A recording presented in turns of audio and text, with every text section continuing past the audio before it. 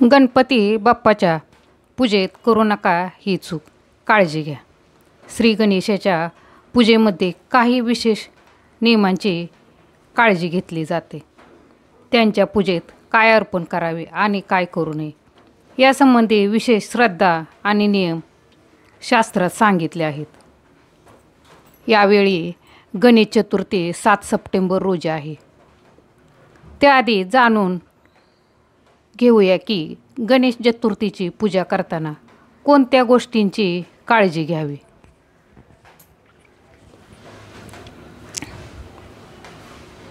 गणरायाला बुद्धिदाता, विघ्नहर्ता असे म्हणले जाते. सुख देणारा हा गणपती सर्वाच्या घरी येऊन नवीन उत्साह देऊन जातो. कुणाकडे 1.5, 5, 7 तर कुणाकडे संपूर्ण 10 दिवसाचा गणपती उत्सव साजरा केला जातो. जर गणेशोत्सवात आपल्याकडून एखादी चूक झाली तर पूजेचे फळ प्राप्त होत नाही.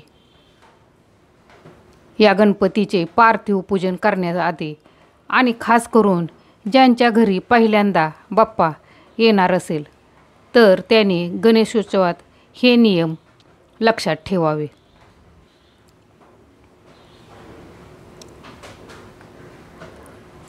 तुळस वापरू नका.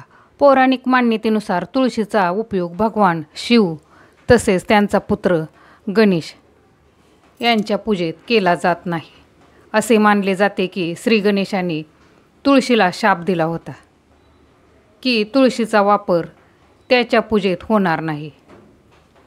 त्यामुळे गणेशाच्या पूजेत चुकूनही तुळशीचा वापर करू नका. हे लक्षात ठेवा. गणेश पूजेत दुर्वा वापरणे चांगले मानले जाते. चंद्राशी संबंधित वस्तू. गणेश आणि चंद्रदेव यांचे नाते चांगले मानले जात नाही. असे म्हणतात की एकदा चंद्राने गणेशाच्या गजरूपाची विटंबना केली होती. त्यामुळे गणेशाने चंद्राला शाप दिला होता की त्याचे सौंदर्य नष्ट होईल. त्यामुळे गणेशाच्या पूजेतही कोणतीही पांढरी वस्तू अर्पण केली जात नाही.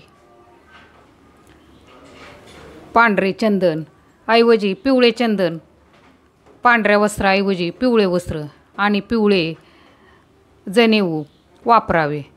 त्यामुळे प्रत्येक चतुर्थी तिथीलाही चंद्रदर्शन शास्त्रात निषिद्ध मानले जाते. पूजेत असा तांदूळ वापरू नका.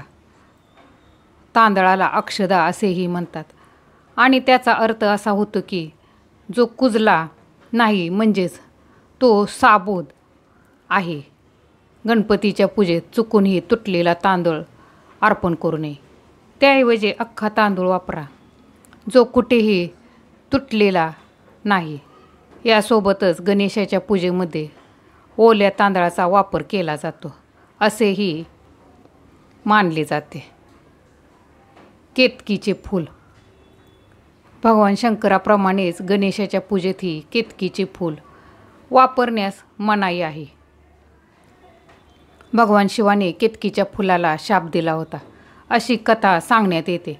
त्यामुळे त्यांचा पुत्र गणेशालाही फुले अर्पण केली जात नाहीत. चुकूनही शिळी फुले वाहू नका. गणेशाच्या पूजेत चुकूनही बाशी, शिळी किंवा सुकलेली फुले अर्पण करू नयेत. जर तुमच्याकडे ताजी फुले नसतील तर तुम्ही फक्त दुर्वा अर्पण करू शकता. पण चुकूनही सुकलेली किंवा बाशी फुले अर्पण करू नका. असे केल्याने पुण्यफळ प्राप्त होत नाही. तसेच त्यामुळे वास्तुदोषही दूर होत नाही आणि नकारात्मकता राहते. पूजेत चुकूनही सुकलेली फुले देऊ नका. असे केल्याने तुमच्या घरातील सुख शांती कमी होते आणि नकारात्मकता वाढते. मित्रमैत्रिणींनो, हा व्हिडिओ जर तुम्हाला आवडला तर व्हिडिओला लाईक, शेअर आणि सबस्क्राईब जरूर करा. धन्यवाद.